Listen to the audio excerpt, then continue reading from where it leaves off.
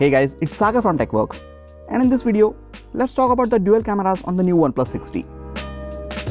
OnePlus smartphones have always had a pretty average camera in my opinion. Don't get me wrong, they take good pictures on their own, but they fall way behind when compared to some of the real flagship devices. It always gets a pass from me or from other reviewers cause it's priced lower than other flagships. But since OnePlus is aggressively increasing the prices of their phones every 6 months, it's time we treat their smartphones just like any other flagships. OnePlus 6T now starts at 37,999 rupees, and even with the increased price, it doesn't bring any changes to the camera hardware. There are some changes in the camera software or to the way that this phone processes the images. But does that really bring any major improvements?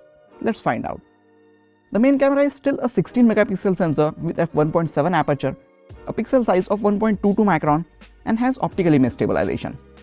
The secondary camera has a 20 megapixel sensor with f1.7 aperture and a smaller pixel size of 1 micron, and this one does not get OIS.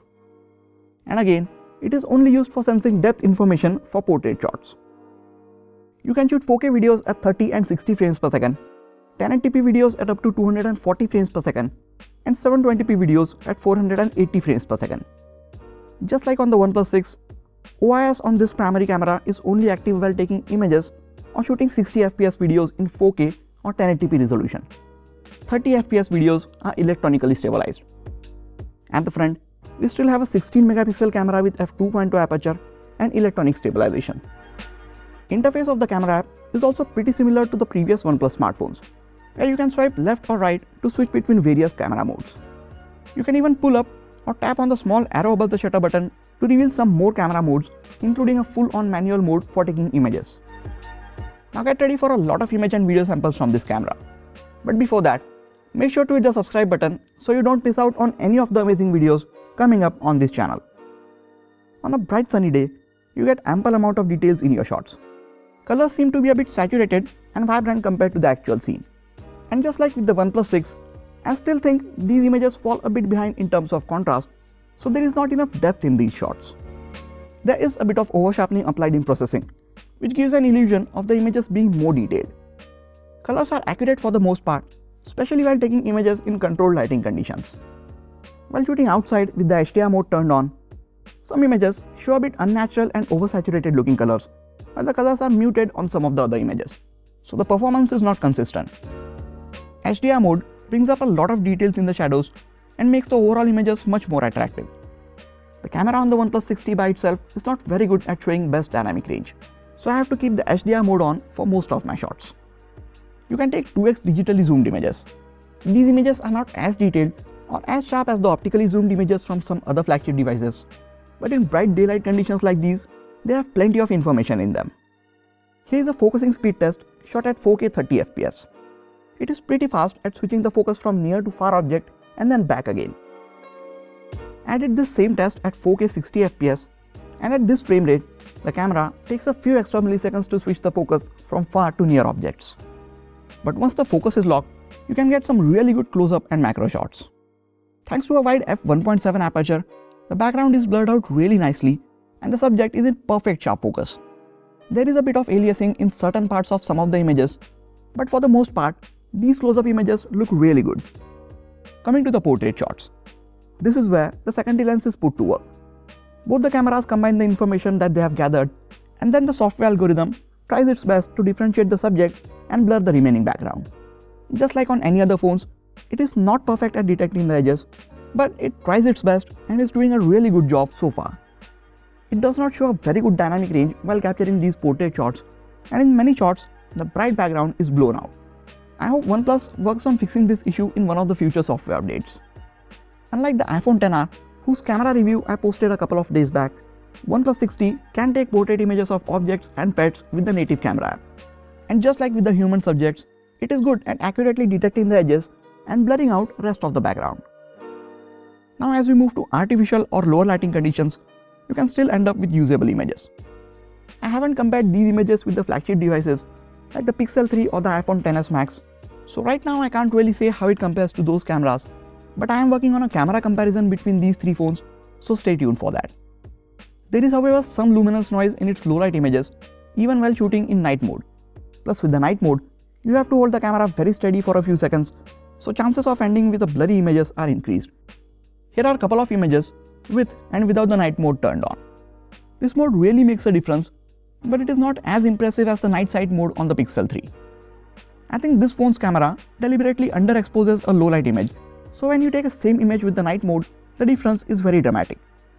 Here is an image without the night mode on the OnePlus 6T, and here is the same image without the Smart HDR or any other assistance shot on the iPhone XR.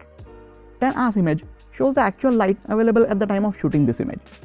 So I would say trust the night mode on the OnePlus 6T with a grain of salt. While trying to take portrait mode images in lower light, you can get good results with the background nicely blurred out, but the subject that you are trying to capture is not in perfect sharp focus, and for some reason there is a lot of noise in certain parts of these images. Even with optical image stabilization and a wide f1.7 aperture, 6T, just like the 6 and 5T before that, tends to increase the ISO to make the images brighter, which results in a lot more noise. The 16 megapixel front-facing camera delivers sharp selfies. There is a bit of noise reduction in these images, but I don't mind that in my selfies at all.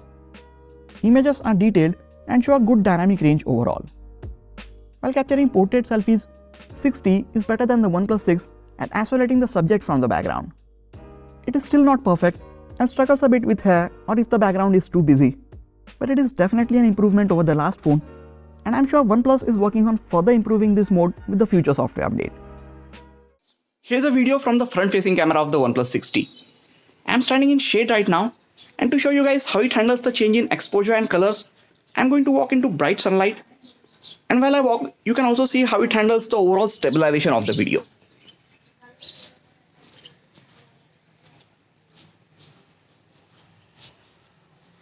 You can shoot videos in up to 4K resolution at 60 frames per second. And as I have mentioned earlier in the video, the primary camera uses OIS only while shooting videos at 60 fps. While recording at 30 fps, videos are stabilized via electronic stabilization. 4K videos show much more saturated and artificial looking colors, while the colors are very natural while capturing 1080p footage. You can capture a minute-long 720p video in 480 fps and choose the part that you want to slow down later on. It is really good to have high frame rate videos, but I prefer better quality videos over high frame rate, so I like to shoot 1080p videos that you can shoot in 240 frames per second and 4K videos that you can shoot at 60 frames per second. So to conclude, in daylight it takes really good images, shows accurate colors, images appear sharper than I would like them to be, and for the most part I am happy with the dynamic range that it offers with the HDR mode. Portrait mode images are good and improved, but just like with any other smartphones, there is a scope of improvement with future software update. Low-light images might not be the sharpest or best in comparison to few other flagship smartphones. Night mode, while being a good addition, is not up to the mark when compared to similar features offered by Google or Huawei. Video capture, frame rates and stabilization is good, but I would like to see OIS and EIS work together to stabilize videos in all frame rates and resolution. You can shoot 4K 60 fps videos and 720p 480 fps videos, which even the Pixel 3 does not offer, so that is a plus point for the OnePlus 6T.